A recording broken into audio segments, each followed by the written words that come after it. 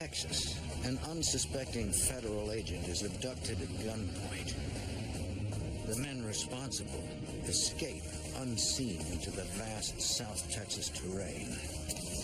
Valuable minutes pass before the lawman's disappearance is discovered. With the life of one of their own in jeopardy, his colleagues are determined. They will find the suspects, bring them in, and make them pay.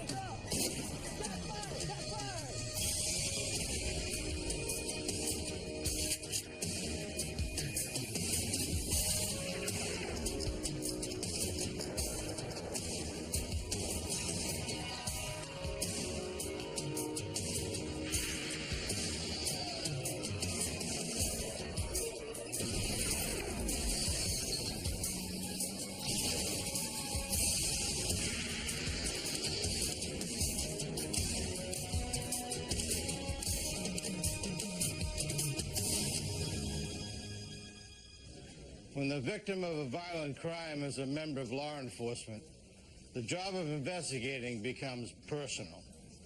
At a United States border crossing, armed fugitives kidnapped a customs inspector, then vanished. I'm Jim Kallstrom, former head of the FBI's New York office. Desperate to find their colleague, local, state, and federal authorities waged a full-scale manhunt in Texas and in Mexico. Racing against the clock, they hoped their resolve would make the difference.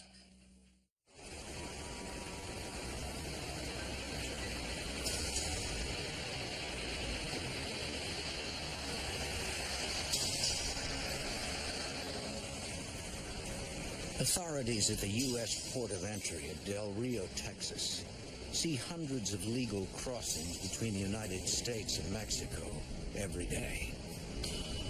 But they also see an average of $250 million in confiscated drugs, all manner of criminal activities, and thousands of illegal immigrants every year. The men and women of U.S. Customs know the threat of danger is always present. Hiding behind the throng of harmless civilians are criminals who view them as the enemy.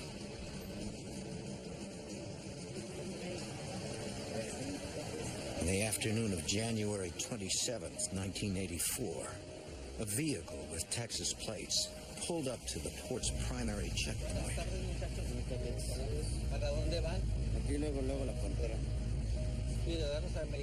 Customs Inspector Jose Torres asked the occupants for identification.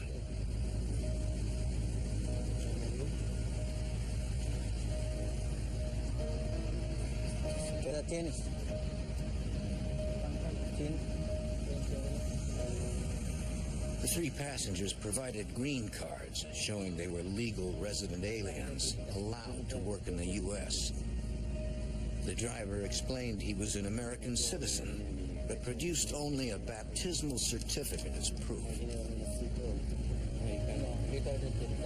Inspector Torres could not accept it.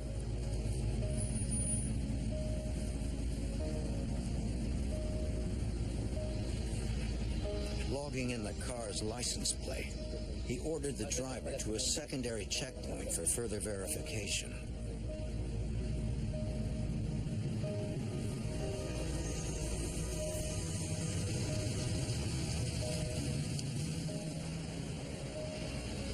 The vehicle was met by Customs Inspector Richard Latham.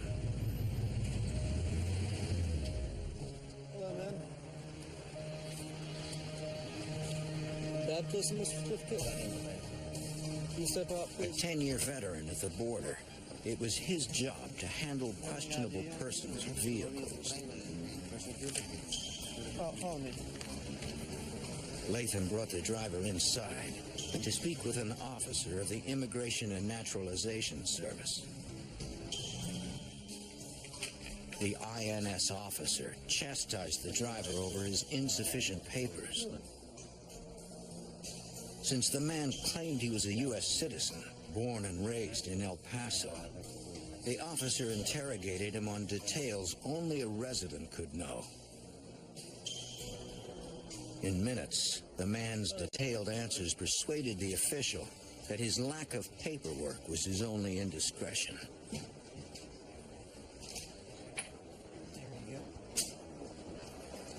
The driver was cleared, but Latham still had to inspect the vehicle.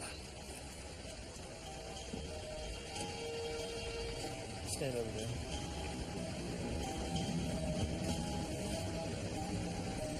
You need to look inside your car. Following routine procedure, he checked for illegal drugs or undeclared contraband. Since there was nothing suspicious about the men or their behavior, Inspector Latham was alone during the search. To everyone working at the port that day, it seemed like every other day. Then, at about 4:45 in the afternoon, a detective with the Del Rio, Texas police arrived. He informed border officials that a jewelry store had been robbed 15 minutes earlier in the Mexican border town of Ciudad Acuna, 2 miles away. His information was unfortunately sketchy, but he said Mexican police were searching for 4 Hispanic males, at least one of whom could speak English. The police and border officials went immediately to alert each of the inspectors on duty.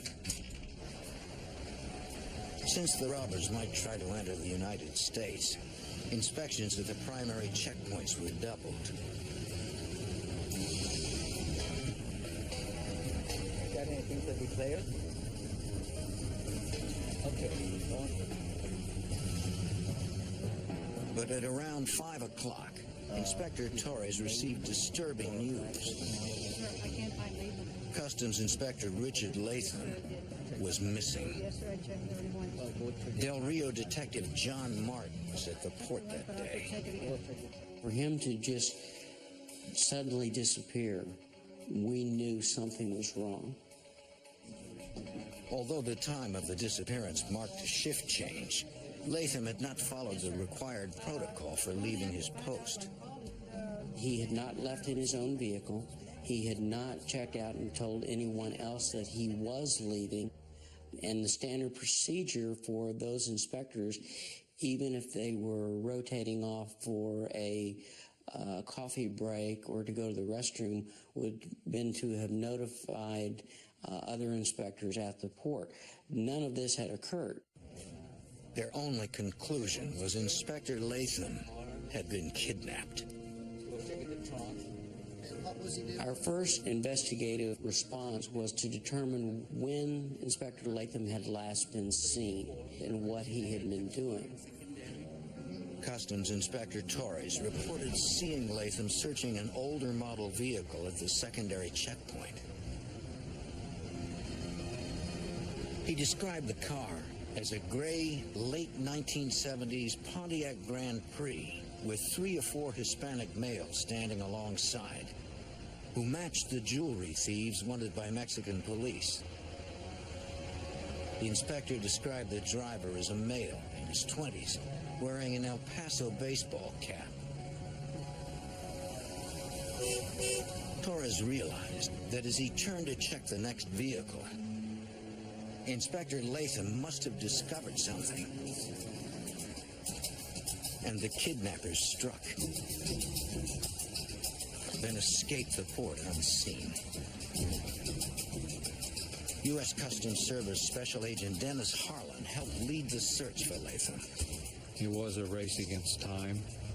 It's been my experience that if an officer is taken at gunpoint, he is eventually killed.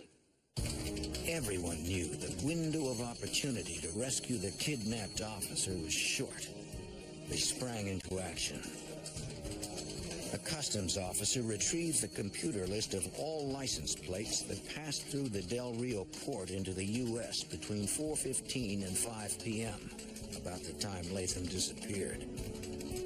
The list was less than 100 vehicles, but it did not contain the owners' names and addresses. For that information, they had to access the Department of Motor Vehicles database. Hindered by 1980s computer technology, it would take valuable time to accomplish.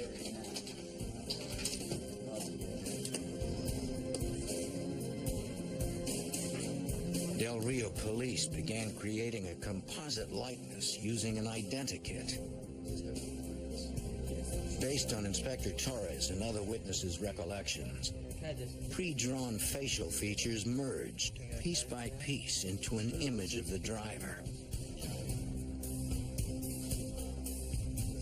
When the composite image was complete, investigators sent it to every local, state, and federal police agency in the area. Police units fanned out in search of a gray Grand Prix. Investigators now had a possible likeness of the driver, but nothing specific on the passengers.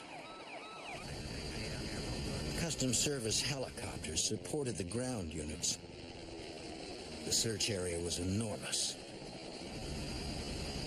And with each minute, it got even larger. In record time, the DMV database returned the list of license plate numbers with the owners' names and addresses. There were 8 Pontiac Grand Prix on the list. Police officers went to the 6 addresses in Del Rio to investigate the vehicles.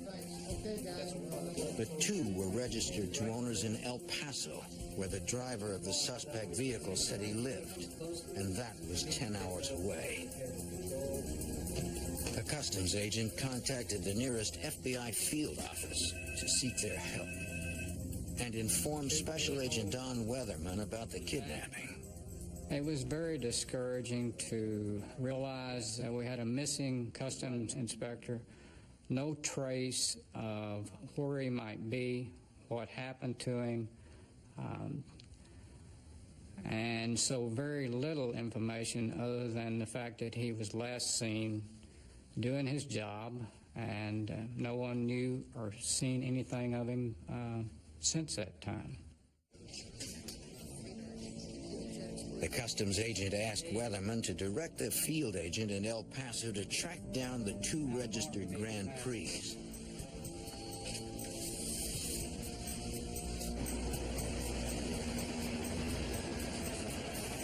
FBI Special Agent Charles Riley was assigned to interview the owners of the cars.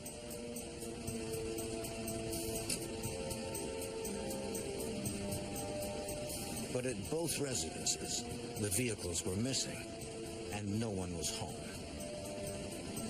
Agent Riley theorized that the registration information he received may have been outdated. He returned to the El Paso FBI office, determined to find the cars and their owners. That evening, I had the clerk in the office conduct further license checks on the 2 vehicle license plates, trying to come up with the actual owners of the vehicles at the current time. It would take hours to cross-reference the data. Much of it would be done by hand.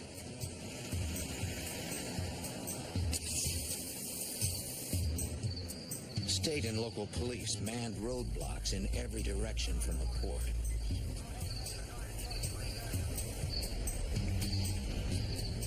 Where you going? Got any ID? All vehicles leaving the area were stopped and searched.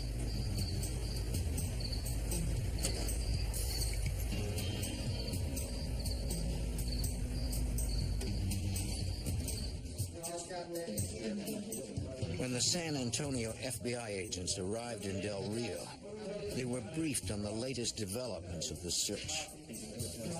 Despite the efforts of dozens of cooperating law enforcement agencies, they had come up with nothing. Nearly 7 hours had passed since Inspector Richard Latham was abducted. By the end of the first night's investigation, there were still no promising leads. You always hope that they'll turn them loose, but history doesn't prove that out.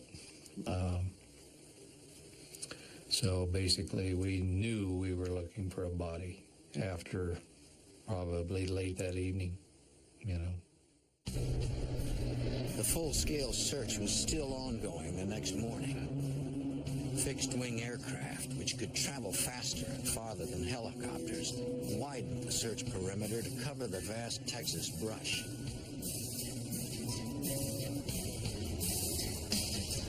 Texas state troopers continued their roadblocks in the area surrounding Del Rio. Oh, how you doing today, man? Where you headed? Although by that time, they knew the suspects were likely gone. In El Paso, Special Agent Riley eliminated as suspects an elderly couple who owned a gray Pontiac Grand Prix. But the other owner sold his vehicle to a man by the name of Ricardo Cortez. Cortez had failed to register the vehicle in his name. A background check showed Ricardo Cortez had a criminal record for drug possession. Riley located his most current address. I went to that address, spoke with Cortez's mother, and determined that he had been out of town for 3 or 4 days. She was not sure when he was going to be back. She stated that Cortez still owned the car in question and had the car with him. I went to the El Paso Police Department and obtained a photograph of Cortez and wired a copy to the port of entry in Del Rio, Texas.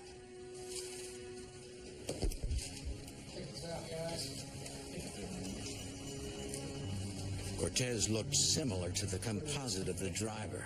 U.S. Customs Office, El Paso. Finally, agents had their first suspect. Something specific they could move on in hopes of finding Richard Latham and the men who abducted him.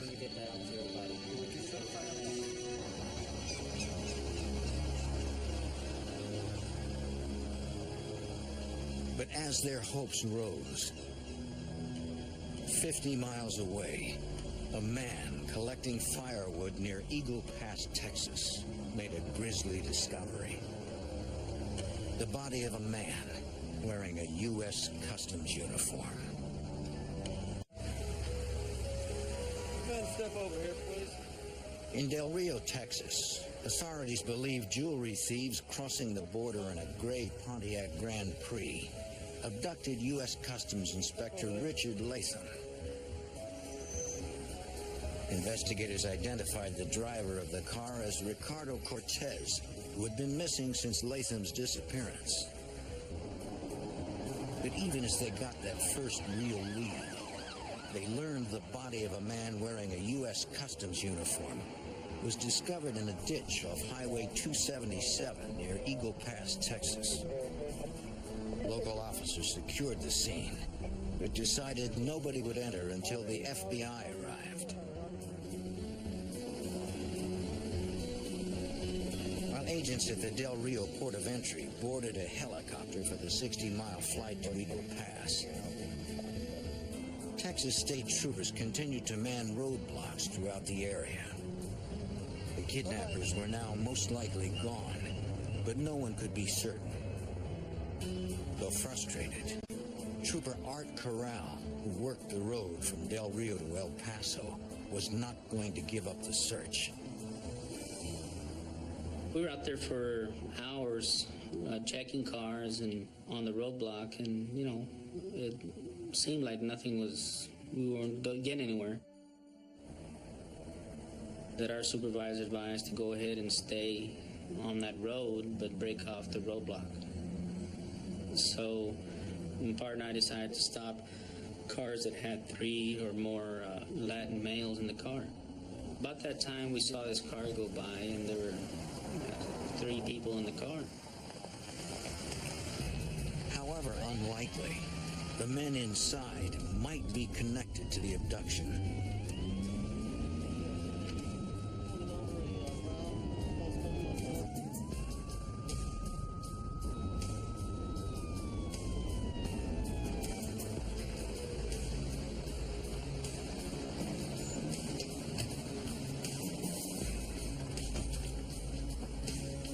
driver got out and approached the troopers.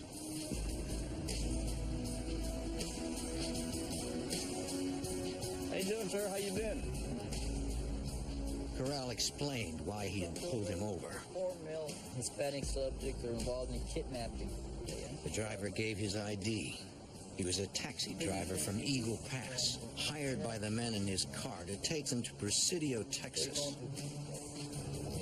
He admitted he was glad to be pulled over. His passengers were agitated and made him nervous. They want me to take them from Ensenada to Eagle Pass. The trooper decided to run a check on them.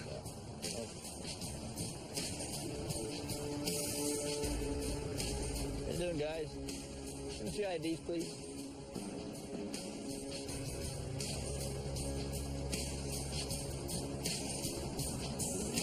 He got the green cards of the two passengers, Rafael Calderon and Jesus Ramirez. Neither of them fit the description of the suspect driver of the Grand Prix, and there were only 2 of them. Determined to be thorough, Trooper Corral and his partner would run a check on the names just in case. Inside the car, Corral's partner tried to radio dispatch. Any other station out there can hear me? Can copy me? Please answer. But there was no signal. He tried again. Still nothing. It's common around that area to lose contact. You had a lot of valleys and peaks, and sometimes you would lose contact with the radio station. You'd have to move location in order to make contact with one of our stations.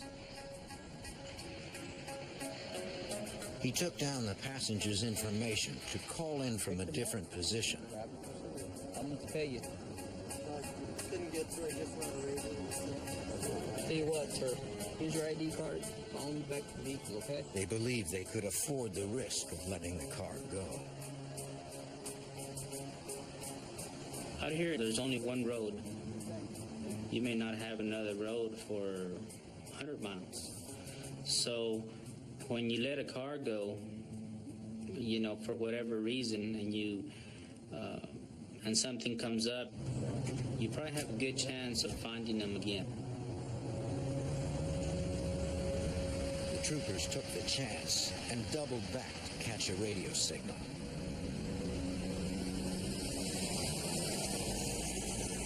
By 2:15, FBI agents arrived in Eagle Pass to process the scene where the body was discovered. Everyone working the case had hoped they would find their fellow lawman alive. But the evidence was clear. It was Richard Latham. The inspector had been bound by his own handcuffs and shot twice in the back. I can visibly see. The kidnappers were now cop killers. U.S. Customs Agent Dennis Harlan was distraught over the loss of his friend. Yeah, we lost one of ours. One brother officer has been taken and murdered. And those of us that have been in the field, we take that personally. And I was sorry that Richard was dead, but in a criminal investigation of this nature, finding of the body is very, very important. The body becomes evidence. So I felt a sense of relief that we had found the body. Sense of sadness that a friend of mine was gone. Examiners were determined he had been shot with a .38 caliber handgun, the same as his service weapon, which was missing.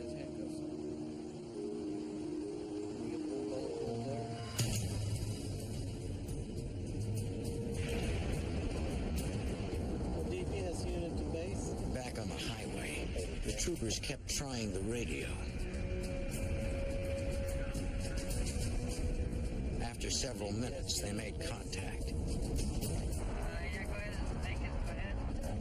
I need 329 checks on 3 subjects. Dispatch officers ran checks on the men in the taxi.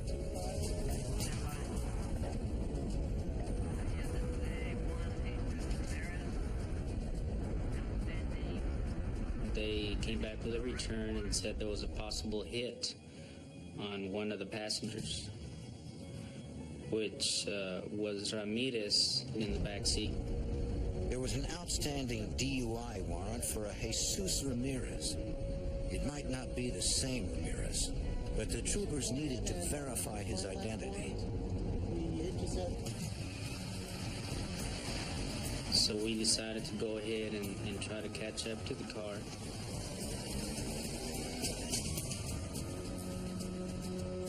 We are attempting to locate. We're traveling westbound on Highgate. This tends to be the locate.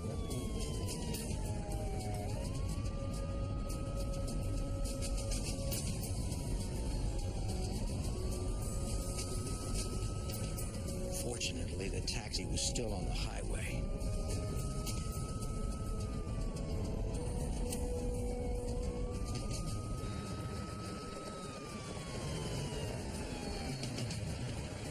The driver pulled over for a second time.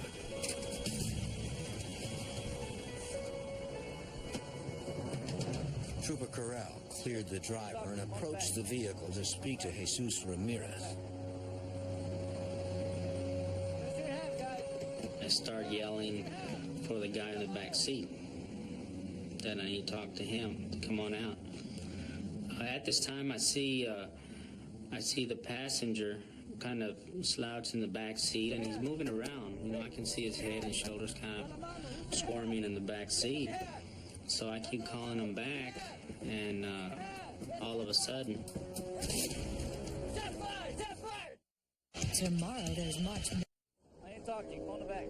While investigating a federal officer's abduction, Texas state troopers pulled a car over to question a man inside. But the traffic stop quickly turned dangerous for Trooper Art Corral and his partner. when the shot was fired, my partner reached for the shotgun, and we didn't have time to call anybody. It was just us two. And when there's a shooting, you got to react quickly, because that could mean life or death. Put your hands in the back. Give me the other one. With his partner covering him, Corral got Rafael Calderon out of the vehicle and into custody. Down. He placed him behind the squad car, away from any weapons. Get on down. Get on down. Get on down. Go on in. Then they went to check on the man in the back seat. Jesus Ramirez had shot himself in the head with a .357.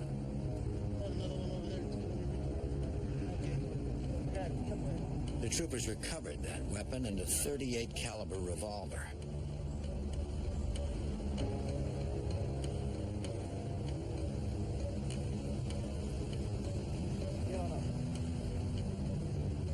Now they needed to know why the traffic stop turned deadly. One trooper retrieved Ramirez's identification and a piece of paper from his jacket, while the other removed Rafael Calderon's belongings. Guns on you? That's all you got? Including a large knife and a cloth bag. Get a card. Corral suspected that Ramirez would not have killed himself over a DUI warrant. He knew there had to be another motive. Give me a minute to base. We have subject of base. The troopers called in the incident and learned that Latham's body had been discovered.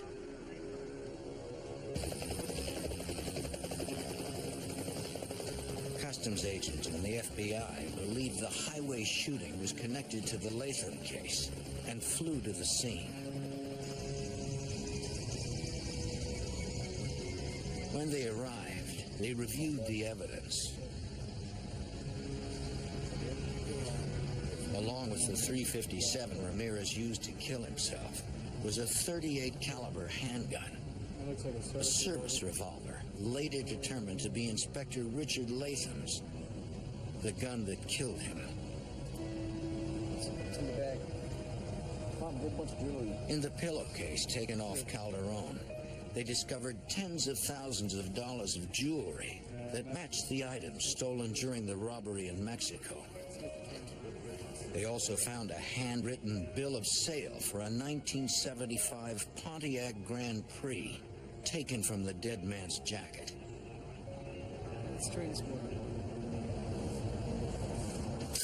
The seller's name was Ricardo Cortez, the first suspect identified hours earlier.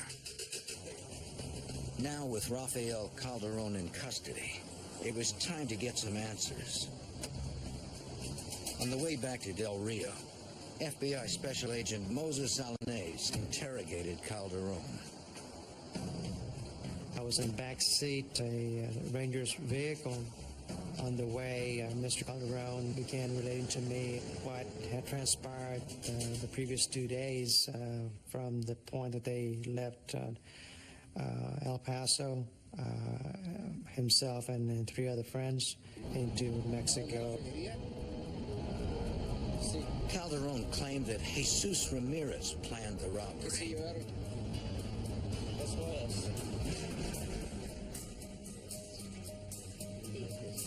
He said Ramirez picked the jewelry store in Mexico, believing it was easier to get away with armed robbery there than in the U.S.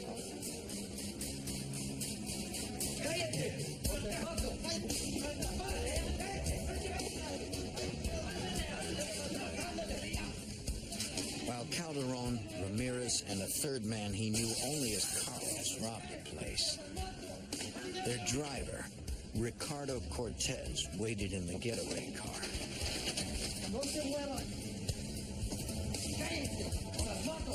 They took as much as they could grab in a few minutes.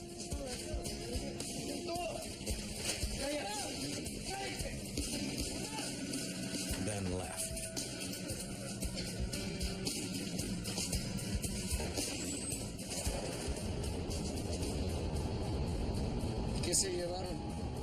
Calderon said they headed for the border, crossing at Del Rio. Everything seemed fine when Cortez passed the INS interview and the customs inspector searched the trunk.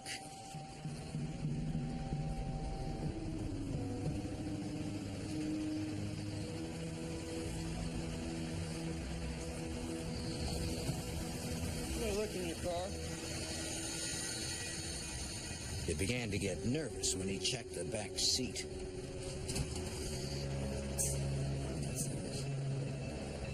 He found the bag of stolen jewelry, so Ramirez pulled a gun.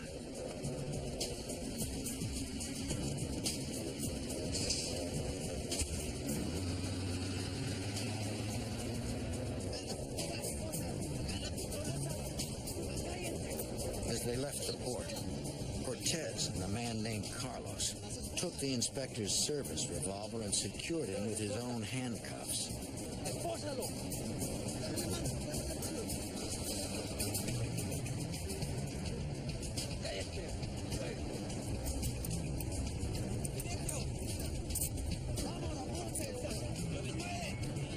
According to Calderon, Jesus Ramirez was in charge the entire time. He decided the inspector had seen too much. They had to get rid of him.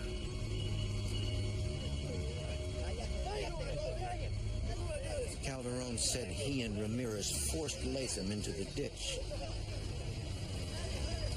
He claimed it was Ramirez who shot the inspector twice in the back with his own service revolver.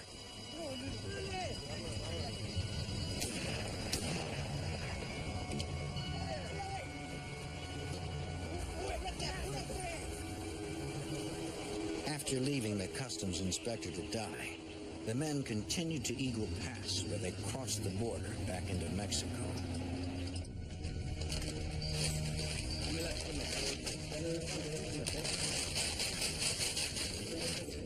At a motel there, they went through the jewelry, putting the most valuable pieces into pillowcases. The plan was then to separate.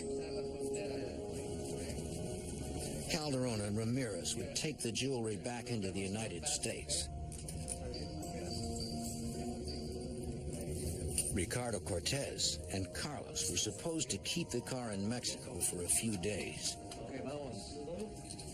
They would all meet later in El Paso.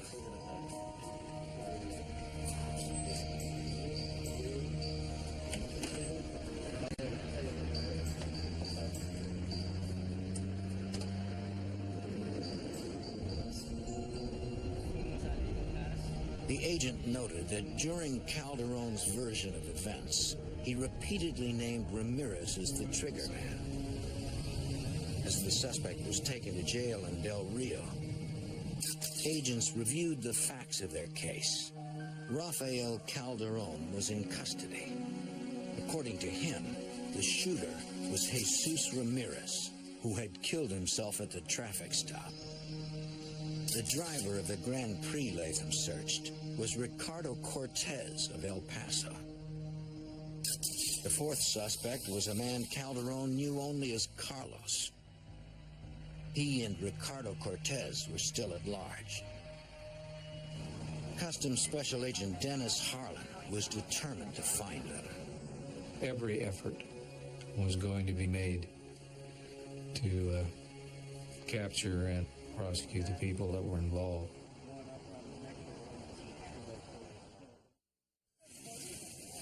What is this? What's going on? Hal? Where have you been? After the abduction and murder of U.S. Customs Inspector Richard Latham, investigators developed 4 suspects.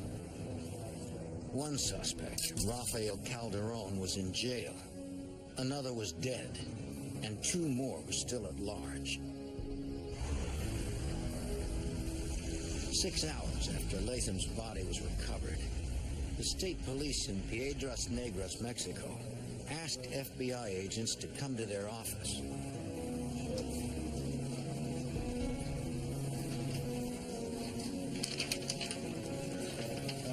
Some of the customs inspector's personal effects had been discovered in a parking lot across the border from Eagle Pass, where his body was found. Included were Latham's wallet, a police-issued canister of mace, and several documents of interest to FBI Special Agent Don Weatherman. We also located 2 California Highway Patrol traffic citations.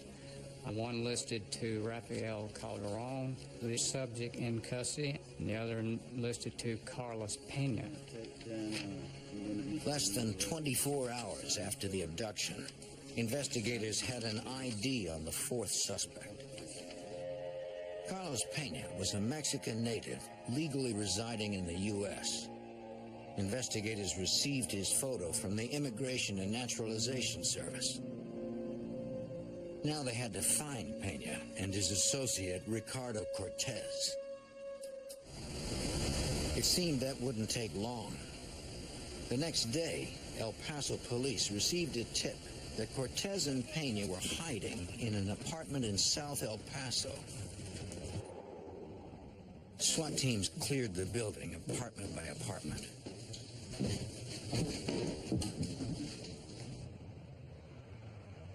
Despite the thorough search, they came up empty.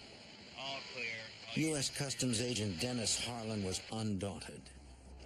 You can throw tons of manpower at a case like this, but you need some luck. And good luck is brought about by good, hard, aggressive police work. Then a new lead came when state police in Piedras Negras, Mexico, discovered a gray 1975 Pontiac Grand Prix abandoned in a nightclub parking lot. FBI agents crossed the border to search the car. But Mexican law prohibited a full-scale processing of the vehicle. We could not remove the vehicle and bring it back to the United States. We couldn't remove any thing except prints from the vehicle. The FBI agents photographed the car to document the items they could not collect and dusted for any latent prints. It was a surprisingly low-tech process. Scotch tape and index cards. But it paid off when the fingerprints were sent to the FBI lab in Washington. We determined that all 4 suspects that were identified had matching prints lifted from the vehicle.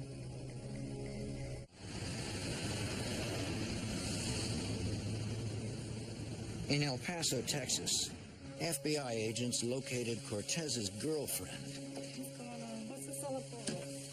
We think your daughter's boyfriend might be involved. Escuches, no es posible. Ricky nunca hiciera eso. Está mintiendo. They asked if she knew where Cortez was. She said that she had not seen or heard from him in over a week. Mira, si sabes algo, se lo dices, que no estés mintiendo, ¿ok? Tú sabes, no me dice nada. Sí, tú sabes, tú te lo tienes que decir, no estés mintiendo, ¿ok? Man, this is very important. It's been over a week. I don't know. Mira, ya estoy alta contigo. Ya, Dile ya, la ya le dije verdad, que que yo no te sé nada. conozco, tú siempre estás en la calle con tu muchacho. But agents, even the woman's own mother, doubted her story. Yo te conozco a ti. They asked the mother if they could install a tap and trace on her phone. Ma, no. Estás ridículo. With her consent, investigators could locate the source of all incoming calls. We needed to apprehend the other 2 suspects involved in the kidnapping of Richard Latham and his subsequent murder. So that's where the focus went from there. I mean, where in the hell are these guys, you know? All investigators could do was wait for Ricardo Cortez to call.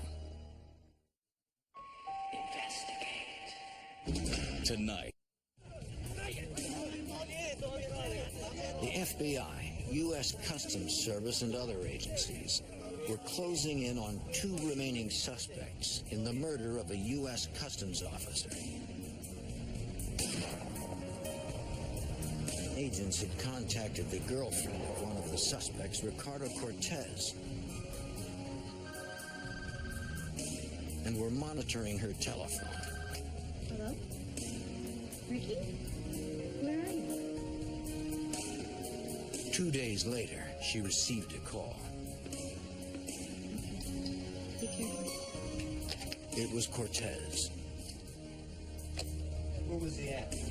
He didn't tell her where he was, but agents traced the call to a motel in El Paso. Special Agent Charles Riley was ready. Myself, other agents, members of the El Paso Police Department and U.S. Customs proceeded to the motel. A SWAT team surrounded the building. Ricardo, come out of the hotel. Through the combined efforts of 3 law enforcement agencies, investigators accomplished their mission, according to Special Agent Don Weatherman. The El Paso office of the FBI, Customs, and the police department there did a very good job. Cortez was arrested at that motel.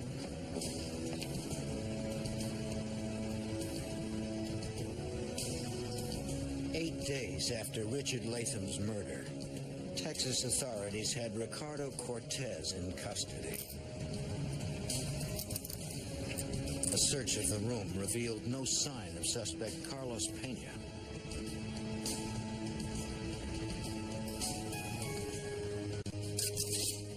The driver of the Grand Prix, Ricardo Cortez, and Rafael Calderon were now in custody. Jesus Ramirez had killed himself at the traffic stop, but Carlos Pena was still at large. When questioned about the murder, Cortez gave a different account from that of the first suspect interviewed, Rafael Calderon.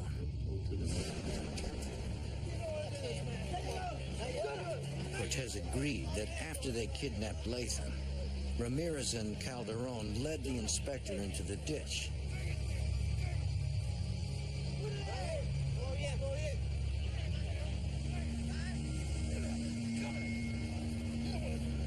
But Cortez said the fatal shots were fired not by Ramirez,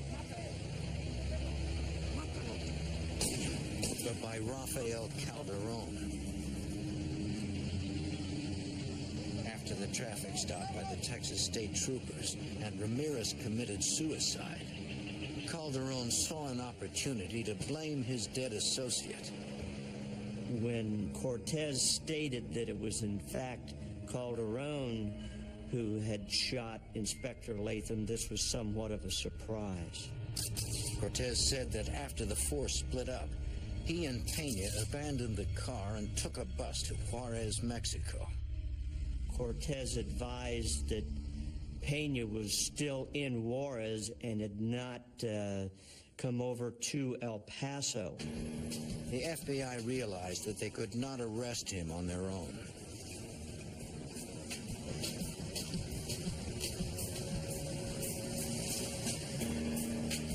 One of the other agents that I was working with contacted the Mexican authorities and provided them with the background information on Pena, and they started looking for Pena in Juarez. The U.S. Customs Service offered Mexican police a reward in exchange for information leading to Pena's arrest.